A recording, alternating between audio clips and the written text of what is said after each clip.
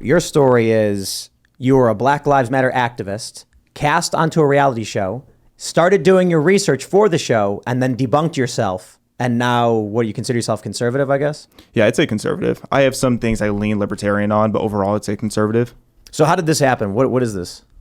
So basically, it was in 2020. I was in the process for the show already when everything happened with George Floyd. And then after that, they started wanting even more footage of just the things that I was working on as far as being a BLM activist, because I was doing it before it even blew up. So in that process, I found a Candace Owens video actually on accident. And I was so mad at what she said, because she said only in the Black community do we take our lowest common denominator and make that the forefront of our community. So I was so enraged by that, because I thought about it and I'm like, she's pretty much right. So I started listing out like different PragerU videos I found, because she was working heavily with PragerU at the time. And I just tried to debunk everything. I was leaning towards being a socialist even at that time too. So with socialism, with CRT, with cultural appropriation, just one by one, I'm watching these 5-minute videos on PragerU.com, or I'm watching Candace Owens videos, and I just realized, wow, I've been lied to about everything. My entire perspective growing up Black and feeling like I had to root my identity in my Blackness was really just a sham. And it was taught to me for strategic purposes, is what I look back at it as. So what were some of the stuff you were working on as a BLM activist? Like, what were you doing? So I was online advocating a lot. Like, I wasn't like a huge name as a BLM activist, but I was definitely helping organize some local events. I was always posting on Instagram about, oh, like, this is racist. This is what a microaggression is. Like, pretty much teaching people to look at every single thing as racist. And when I look back at those old videos and clips that I had, I just cringe. Oh, man. There's nothing, the left organizes so much better. Oh, yeah. Just infinitely better. But it was like, it was mainstream and popular, so it was easy, I'd imagine, right? Like, you turn on the news and they're telling you exactly what you want to hear. Well, 2020, it was. It definitely was in 2020. Before that, it still was, people were leaning towards my direction, or they couldn't tell me I was wrong, because they still, even before George Floyd, didn't want to be called racist. But at the time, yeah, I didn't have much pushback, and I would have conversations with conservatives and people on the other side of the aisle. And it was interesting that I didn't get the hatred that I now receive being on the other side, like being a conservative and trying to have these exact same conversations with liberals.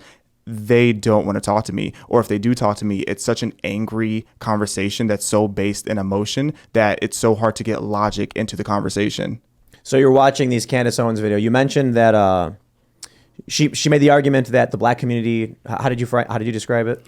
Lowest common denominator. Yeah, we take the lowest common denominator and make that the forefront of our community. You still see that today. Look at people like Cardi B put on the pedestal that she's on. That's terrifying. You have a stripper who notoriously was drugging men and robbing them and doing all these different things. And guess who decides to interview her? Joe Biden.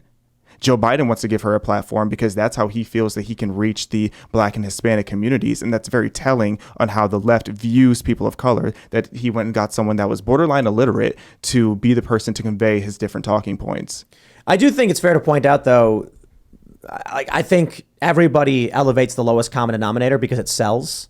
But that being said, I mean, if you compare Cardi B and Joe Biden is corrupt and crooked and represents like the worst of American political class, as is Hillary Clinton.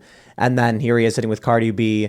I mean, I think in that respect, I like Cardi B more than Joe Biden. I mean, hasn't she come out and said some stuff that's actually fairly based? She did call out the Dalai Lama for the weird stuff about. Yeah, she did. She did say that was weird. So she's got that going for her. She said a couple different things. Didn't she like call out inflation and stuff like that? She's like, my grocery bill has gone up by like 500%. Yeah. I think she might just be like. I think the issue is not so much Cardi B, but you're right in the elevation of like.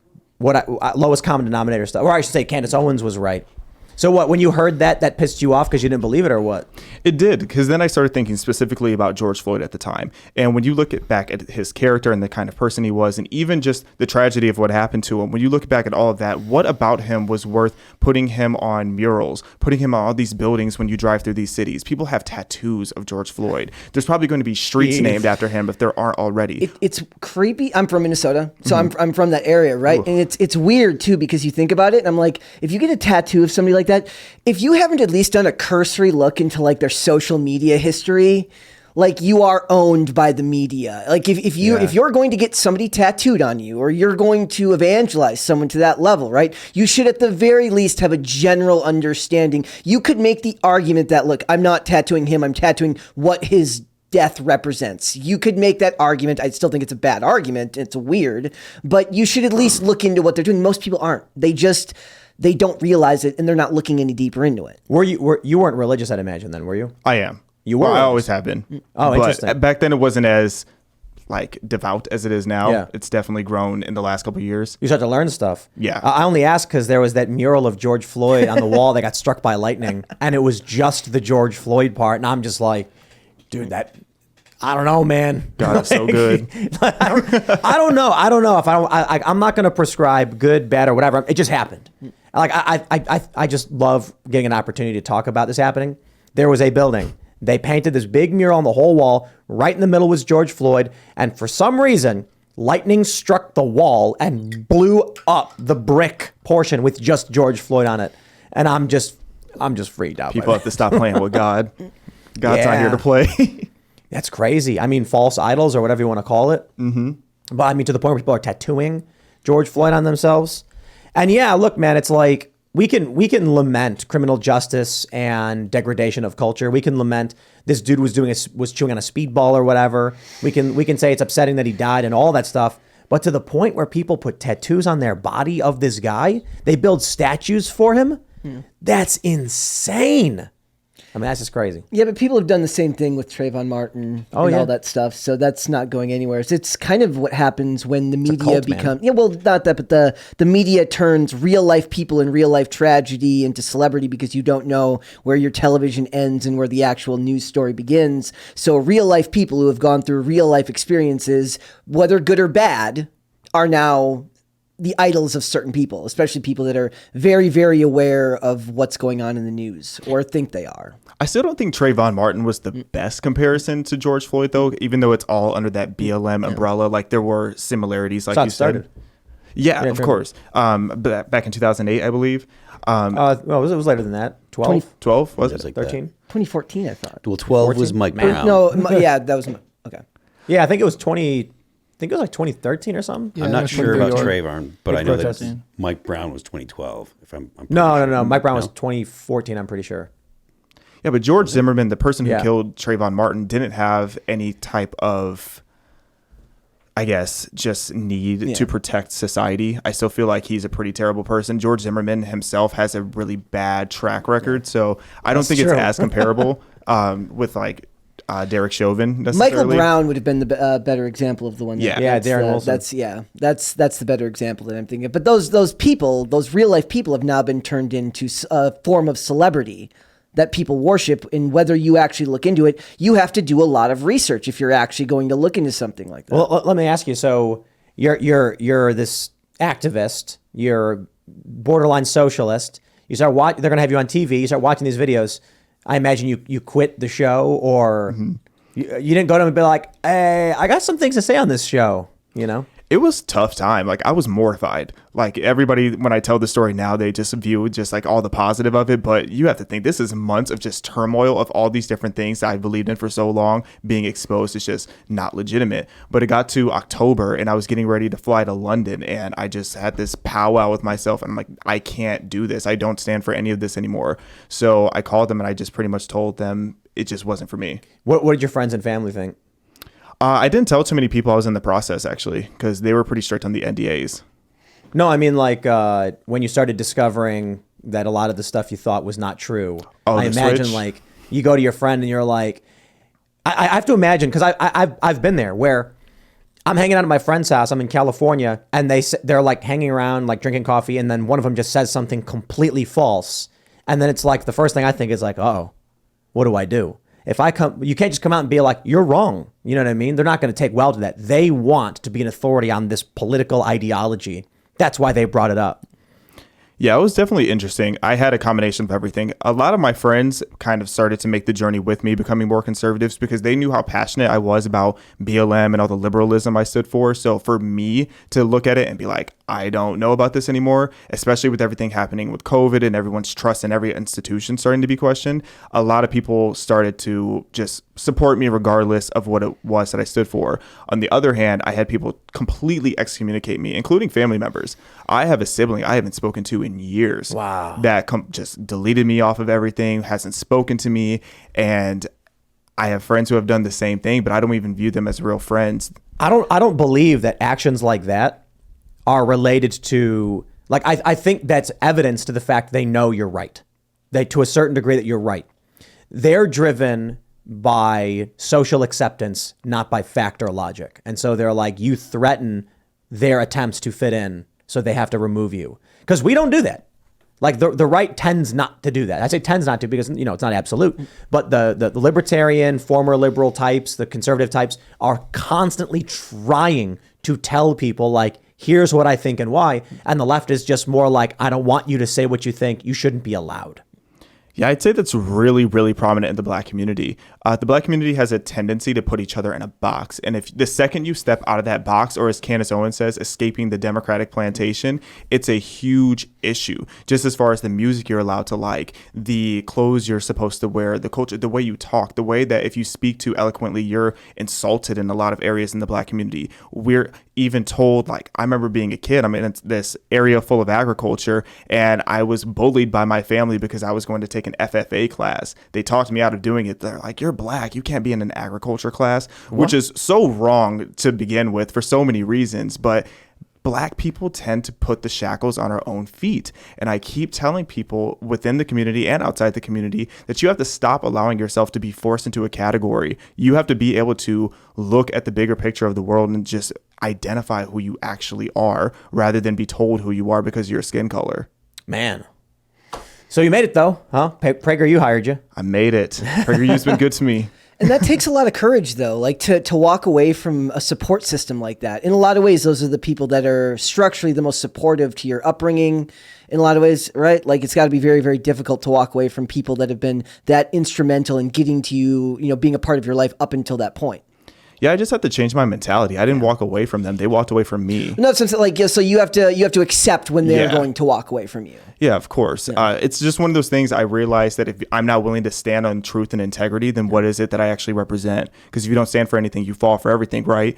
And I just want to be able to look myself in the mirror if I continue to advocate for these things just because I'm told to, rather than recognizing the research that I've done and going out and being like, you know what, this is actually the truth. I was wrong. So many people are afraid just to get online and admit that they're wrong, or even just person to person. But humility is one of the greatest things that you can possibly have. And the media likes to shame doing your own research now. You're not supposed to do your own research anymore. That's very dangerous. That's crazy. It's very dangerous. We had Winston Marshall from Mumford & Sons on that last week. And so his story is he reads books and he had like no followers. But I mean, Mumford & Sons is a huge band. No joke. Look at their discography. It's like their first album hit #2 Billboard. Then every other album was #1 when it released. They were huge. And so he tweets out, like, just read Andy No's book. Very great. Good work, Andy No. And they attacked him for it. He basically is forced to issue an apology. And then, I mean, this dude's amazing. Shout out to this guy. There's a reason why he was part of a band that rose to the top. He said he didn't want to live the lie. He couldn't live with himself knowing that he put out this fake apology. He thought to himself, what am I going to do? Go to all my friends and family and say, I believe this thing I don't actually believe. I can't do it. So he was like, he decided, you know what? Fine. To save his bandmates from this trauma, from this scandal and controversy and crisis, he's going to leave the band, and then he's going to come out publicly, retract his apology, and say, here's what I really think. So they went after him. He thought about it and said, nah, he would rather be true to himself with all of the anger and hate around him than to live a lie. I imagine it felt like kind of what you were conveying too. Yeah, for sure. I have so much respect for that. And I always tell people, like, to an extent, you have to prioritize your peace. So if you are not willing to be outspoken about everything that you believe in, at least be willing to stand firm and stand against the things that you don't believe in. Yeah. Like, especially with things like when you're seeing all the kids going to drag shows, you don't have to necessarily go out and just say, like, everything about your conservative values, but you at least have to look at something as foul as little children being at a drag show and being able to say, you know what, we need to stop this. There has to be some level of pushback. But I have to imagine I'll put it this way. There's tropes about the Black community actually being fairly conservative, right? Oh yeah. Not like the left would call it homophobic, call it whatever you want. So I have to imagine this stuff doesn't go over well. Oh, it doesn't. It doesn't at all. I've been saying that for so long. A lot of Black people now, and this goes for pretty much every ethnicity, especially Hispanic and Asian communities, where there are so many conservative values that are just instilled in these minority groups as families, but they still continue to vote Democratic because they're told to. Because if you ask so many of these people in these communities, why is it that you vote Democratic? It's like, that's what I was told to do as a kid. Yeah. That's what my whole family does. I mean, I was told to. I remember going with my family, and I'm told, like, so who am I voting for? Just Democrat all the way down. And I'm like, well, okay, I guess. They have done such a amazing job of branding the right as inherently racist, but not just that, as somehow the party of money, even though all evidence points to the contrary now, that big business votes goes to the left now. All of the corporations are behind leftist values. But when you read these articles from these outlets, they talk about the right being the party of money and privilege, and all the evidence points to the contrary. But it doesn't matter because, like you said, a lot of them aren't going to do the research necessary to actually go out and figure that out. Have you had a chance to talk with Candace Owens about all this? Briefly. I met her once. It was like really quick passing by, but we've messaged each other a few times. She's been super supportive of me. Yeah, I imagine that would be one heck of a conversation, to be honest. Oh, yeah. I can't wait till the time I get to just sit down and really pick her brain on things. What's funny about what you said about trying to debunk the PragerU 5-minute videos, those would be the hardest ones to debunk because it's literally a lot of them are just listed facts about. So it would be like impossible to go through that. You'd have to literally, if they were lying, they'd be like the most lies you've ever seen in a row, because most of them are just, those are like a lot of my favorite videos that they did back. Well, in the day. I recently just did, I did 2 PragerU 5-minute videos. Yeah, you did. Right. And I don't know if they're both out yet, maybe one of them, but it was like specific references to things that happened. And like the summary of the video is based on like, here's the thing that happened. Here's what the media said. Here's what the government responded with. I think we talked about Michael Brown, and how the activist said, hands up, don't shoot. But then Obama's Justice Department said, actually, that's not true. So it's who's lying, Obama or the activists? Eric Holder was Yes. the AG, and Obama was the president. They investigated and found that Michael Brown did not have his hands up. So I mean, it's clear that it was not that Michael Brown did not have his hands up. That was a lie from day one. Thanks for watching this clip from the Timcast IRL podcast. Hang out with us live Monday through Friday at 8 p.m. and become a member over at timcast.com for uncensored, members-only shows exclusive. Thanks for hanging out, and we'll see you all next time.